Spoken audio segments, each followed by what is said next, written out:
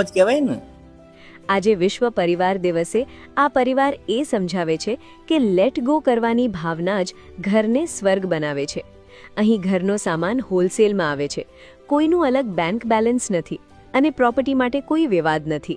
અહીં વડીલોના અનુભવ અને યુવાનોના જુસ્સાનો અદ્ભુત સમન્વય છે. તહેવારની ઉજવણી હોય કે જીવનની કોઈ મુશ્કેલી, એકબીજાનો સાથ અને સહનશીલતા એ જ આ પરિવારની સાચી તાકાત છે. વહુઓ એકબીજાની બહેનપણી બનીને રહે છે તો ત્રીજી પેઢીના યુવાનો આજે પણ દાદાના વેણ પર ઘર ચલાવે છે. એકચ્યુઅલી તો મને લાગતું જ નહીં મારી આમ જેઠાણી છે કે મારી સાસુ છે, આમ છ સાસુઓ છે, અમે બધા ફ્રેન્ડ્સના જેમ ને એવી રીતે જ રહીએ છીએ.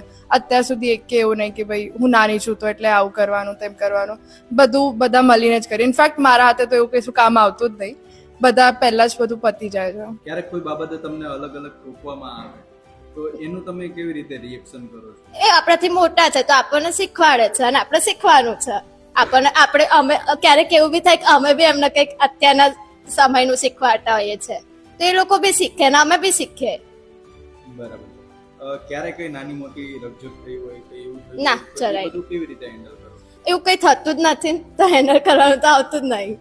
પરિવારની એકતાને બહુ સારી રીતે જોઈએ, અમે બધી જગ્યાએ જોઈએ છે.